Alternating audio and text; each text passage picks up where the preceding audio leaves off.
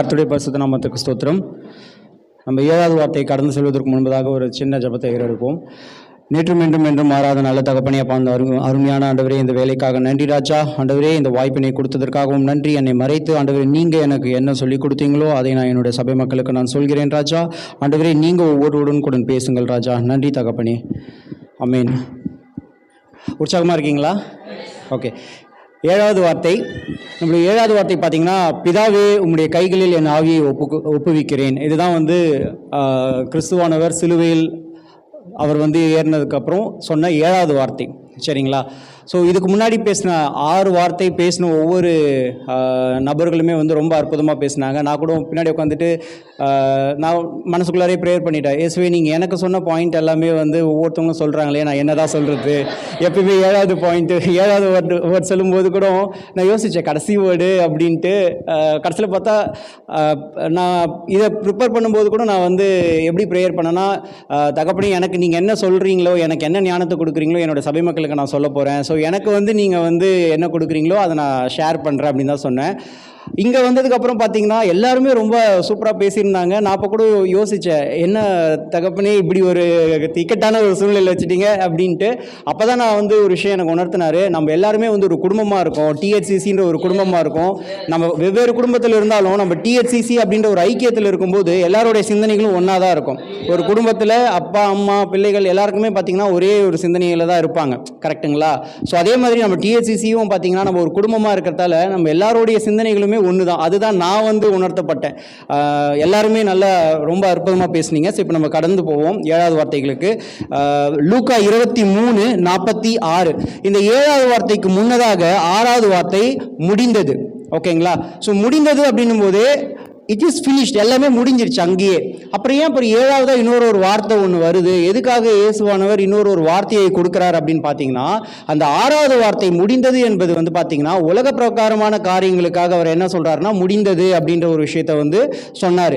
ஆனால் 7வது வார்த்தை அவர் யாருக்காக சொல்கிறாரு அப்படின்னு பார்த்தீங்கன்னா, அவர் என்ன சித்தத்திற்காக இந்த பூமிக்கு வந்தாரோ, என்ன நோக்கத்திற்காக வந்தாரோ, யாரால் அனுப்பப்பட்டாரோ அவருக்காக சொல்லப்பட்ட வார்த்தை தான் என்னது? 7வது வார்த்தை. ஓகேங்களா? நீங்க 1வது வார்த்தையை பார்த்தீங்கன்னா பிதாவே அப்படின்னு தான் ஆரம்பிக்கிறாரு. கரெக்டுங்களா? 7வது வார்த்தையை என்னன்னு சொல்லி முடிக்கிறாரு? பிதாவே அப்படின்னு தான் சொல்றாரு. அப்போ இதுல நீங்க பார்க்கும்போது 1வது வார்த்தையும் கடைசி வார்த்தையுமே பிதாவே அப்படின்னு சொல்லி தான் ஆரம்பிக்கிறாரு, முடிக்கிறாரு. அப்போ நம்ம என்ன தெரிஞ்சுக்கணும் அப்படின்னு பார்த்தீங்கன்னா, அவர் பிதாவோடு எவ்வளோ ஐக்கியமா இருக்காரு அப்படின்றத நம்ம கொஞ்சம் உணர்ந்து பார்க்கணும். சிஸ்டர் அருமையா சொன்னாங்க, தீபிகா. ஓகேங்களா? ஃபவுண்டேஷனே ப்ரேயர் தான் அப்படின்ட்டு ஒரு விஷயம். ஏன்னா அந்த பாயிண்ட்ஸ் நான் வச்சிருந்தேன்.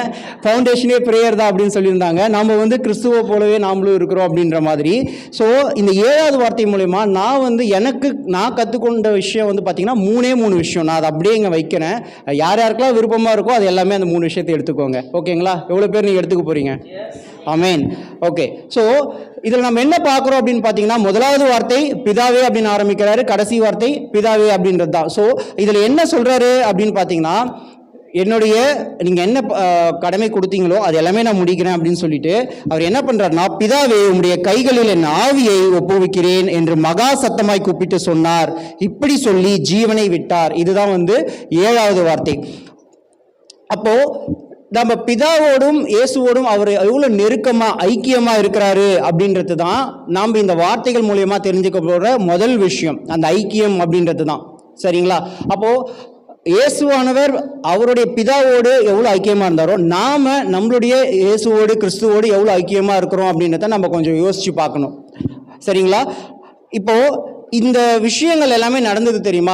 இயேசுவானவர் இந்த பூமிக்கு வந்ததுக்கு அப்புறம் அவர் சுவிசேஷம் பண்ணதாகட்டும், அவர் பிரசங்கம் பண்ணதாகட்டும், அவரோட சீஷர்களுக்கு அவர் போதித்த விதங்கள் எல்லாமே எதை வச்சு பண்ணார் அப்படின்னு பார்த்தீங்கன்னா, அவருடைய வார்த்தைகளை வச்சா பண்ணாரு?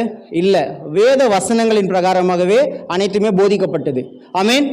வேத வசனங்களின் மூலமாகவே போதிக்கப்பட்டது. ஸோ அதற்கு சில உதாரணங்கள் மட்டும் நான் சொல்கிறேன். சங்கீதம் 22:1 பார்த்தீங்க அப்படின்னா 4வது வார்த்தை, இங்கே சிலுவையில் அவர் ஏறினதுக்கு அப்புறம் சொன்ன 4வது வார்த்தை என் தேவனே என் தேவனே ஏன் என்னை கைவிட்டீர் அப்படின்றது. இதே வார்த்தை இந்த வேத வசனம் எங்க இருக்குன்னு பார்த்தீங்கன்னா சங்கீதம் 22:1 இதே வார்த்தைகள் இருக்குது. அப்போ அந்த வேத வாக்கியத்தின் பிரகாரமாகவே அவர் என்ன பண்றாரு, இந்த 4வது வார்த்தையை சிலுவையில் அவர் வந்து சொல்றாரு. அதே மாதிரி இந்த 7வது வார்த்தை அப்படின்னு பார்த்தீங்கன்னா சங்கீதம் 31:5 இதே வார்த்தை.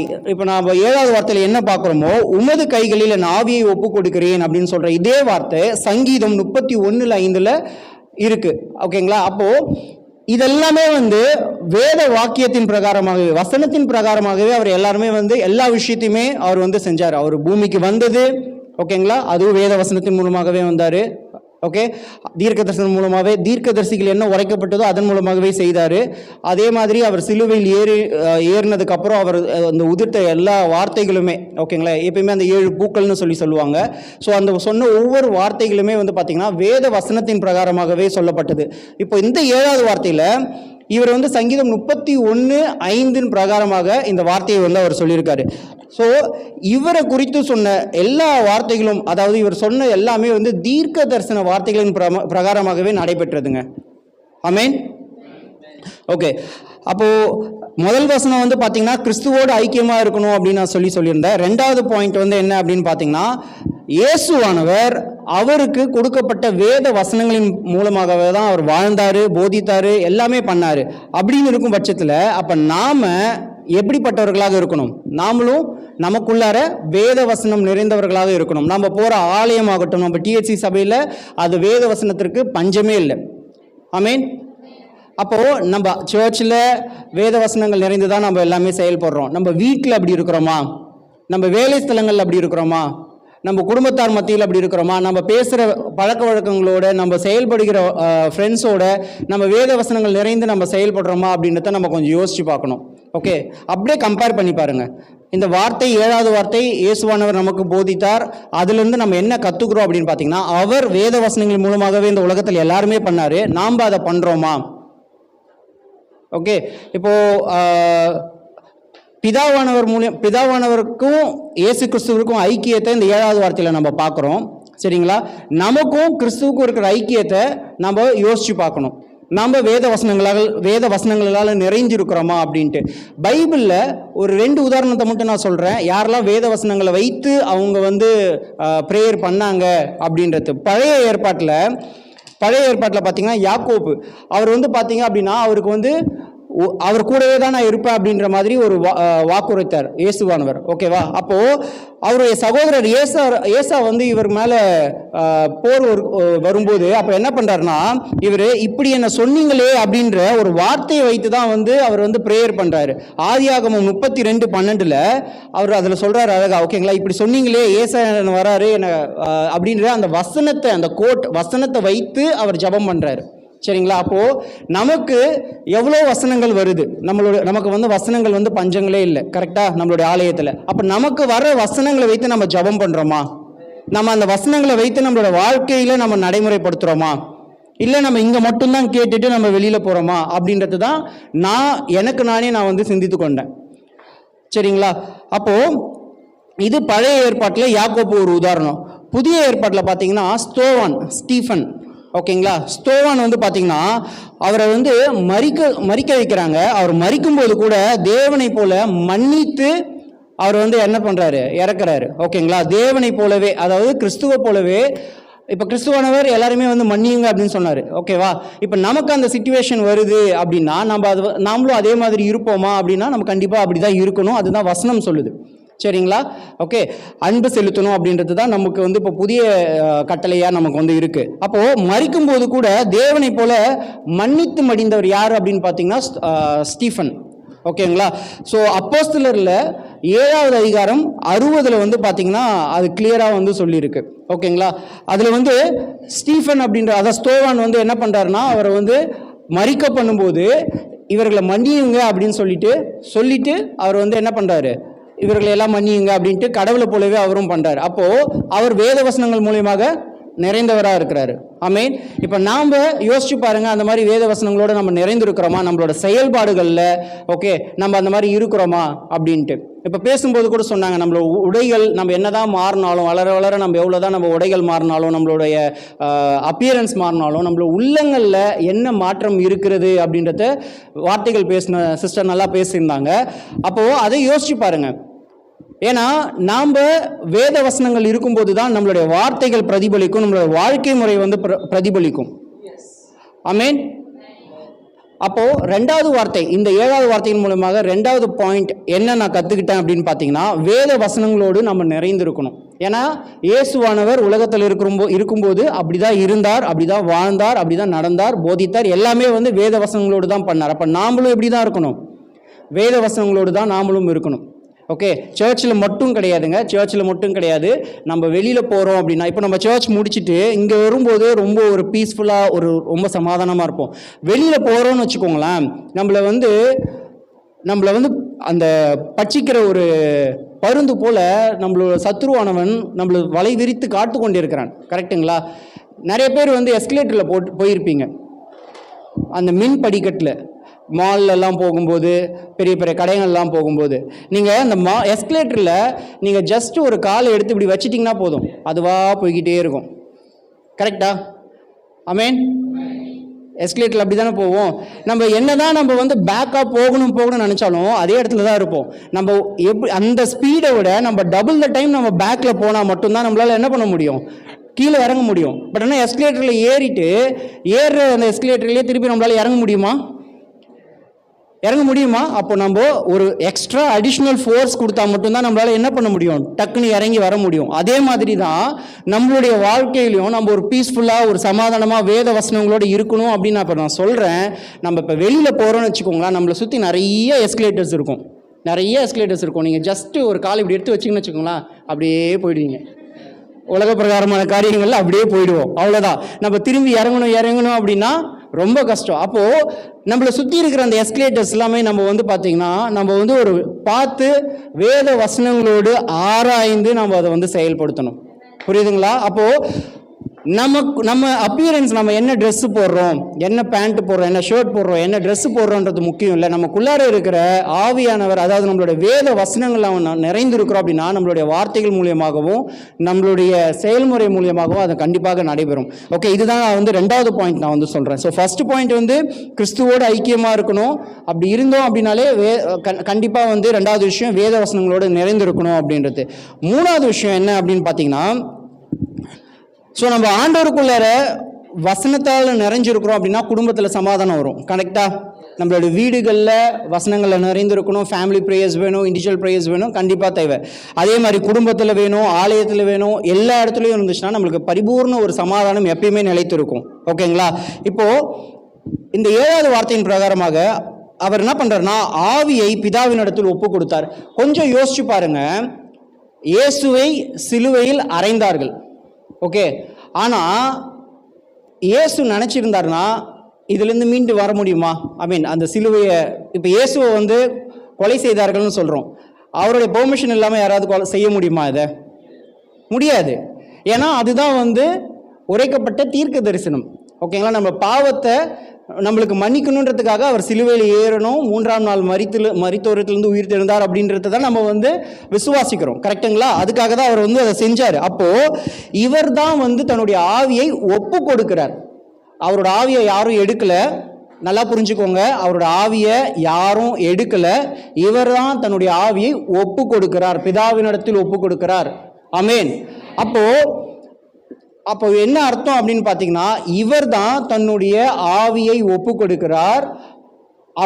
மற்றவங்க யாருமே, யூதர்களோ ரோமர்களோ இல்லை, யாருமே வந்து அவருடைய ஆவியை எடுக்கலை, பிடுங்கலை.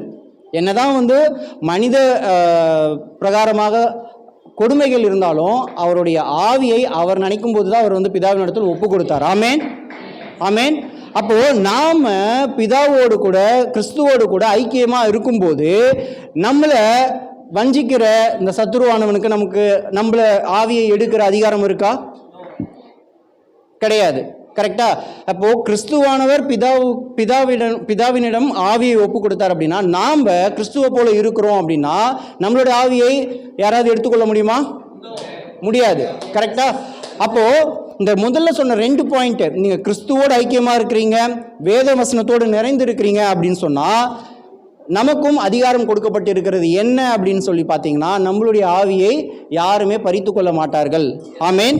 அப்படின்னா என்ன அர்த்தம் அப்படின்னு பார்த்தீங்கன்னா, நம்மளுடைய ஜீவனை சத்ருவோ வியாதியோ இல்லை எந்த ஒரு பாதகமுமே அதாவது கிறிஸ்துவோடைய பர்மிஷன் இல்லாமல், ஓகேங்களா, யாருமே எடுத்துக்கொள்ள முடியாது. அப்போது அதுக்கு நீங்கள் தகுதியானவர்களாக இருக்கணுமா, இல்லை நான் என்னையும் சேர்த்து தான் சொல்கிறேன், நாம் எல்லாருமே அதுக்கு தகுதியானவர்களாக இருக்கிறோமா அப்படின்றது தான் அங்கே முக்கியமான கருத்து. ஓகேங்களா? அப்போது நமக்கு என்ன கொடுக்கப்பட்டு இருக்கிறது அப்படின்னா, இந்த 7வது வார்த்தை மூலியமாக கட்டளை என்பது கொடுக்கப்பட்டு இருக்கிறது. என்ன அதிகாரம் கொடுக்கப்பட்டு இருக்கிறது. ஓகேங்களா? ஒரு அத்தாரிட்டி நம்மளுக்கு வந்து கொடுத்துருக்குறாங்க. ஓகே, அப்போது அந்த அத்தாரிட்டி வந்து என்ன அப்படின்னா ஒரு பாதுகாப்பு. என்னது? ஒரு ப்ரொடெக்ஷன், ஒரு பாதுகாப்பு வந்து இந்த 7வது வார்த்தையின் மூலியமாக நமக்கு கொடுக்கப்பட்டிருக்குது. ஸோ அந்த பாதுகாப்பை நம்ம எப்படி உறுதிப்படுத்தணும்? எதன் மூலியமாக உறுதிப்படுத்தணும்?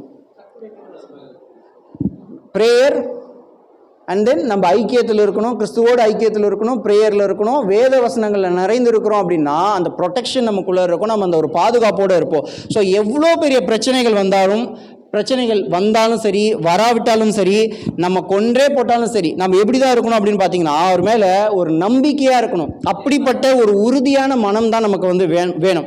நேற்று யூதாஸ் பற்றி சொல்லும்போது யூதாஸோட மனது வந்து கடினமாக இருந்ததுன்னு சொன்னேன். இப்போ இங்கே என்ன சொல்கிறேன் அப்படின்னா, நமக்கு உறுதியான மனம் வேணும்னு சொல்கிறேன்.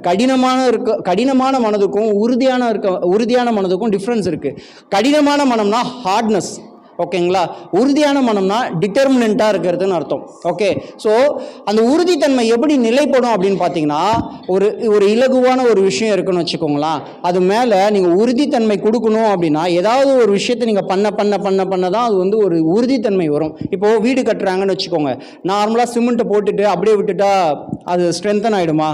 கிடையாது. அப்போ அது உறுதித்தன்மைக்கு என்ன பண்ணுறோம் அப்படின்னு பார்த்தீங்கன்னா, மணல் அந்த ரேஷியோ கரெக்டாக கலந்து தண்ணிலாம் அழகாக நம்ம அது தண்ணிலாம் பாய்ச்சினா தான் என்ன ஆகும், அந்த பில்டிங் வந்து ஸ்ட்ரென்தன் ஆகும், அந்த வலிமை வரும். கரெக்டாக? அப்போது நம்மளுடைய மனம் உறுதியாக இருக்கணும், கடினமாக இருக்கக்கூடாது. யூதாஸ் மாதிரி கடினமாக இருக்கக்கூடாது. நம்மளுடைய மனம் வந்து உறுதியானதாக இருக்கணும். அப்போ தான் நமக்கு கொடுக்கப்பட்ட அந்த பாதுகாப்பானது உறுதியாக இருக்கும். ஆமேன். ஓகே, இப்போ கடைசியாக நான் சொல்கிற 3 விஷயம் என்னென்னா, இந்த 7வது வார்த்தை மூலியமாக, ஓகே, இந்த 7வது வார்த்தை மூலியமாக 3 பாயிண்ட் நான் சொல்ல விரும்புகிறேன். அந்த 3 பாயிண்ட் வந்து கிறிஸ்துவோடு ஐக்கியமாக இருக்கணும், 2வது விஷயம் வேத வசனங்களோடு நிறைந்திருக்கணும், 3வது விஷயம் நமக்கு அதிகாரம் கொடுக்கப்பட்டு இருக்கிறது. இந்த 3 விஷயமும் நமக்கு வந்து எப்படி வேணும்னா, நம்மளுக்கு ஒரு உறுதியான மனப்பான்மை வேணுங்க. ஓகேங்களா? இதுதான் இந்த 7வது வார்த்தைகள் மூலமாக நான் உணர்த்தப்பட்டேன். இதுதான் நான் உங்களுக்கு கொடுக்குற சபை மக்களாக. ஓகே, இந்த வாய்ப்பை கொடுத்ததுக்கு பாஸ்டர்ஸ்க்கும் கடவுளுக்கும் நன்றி செலுத்துகிறேன்.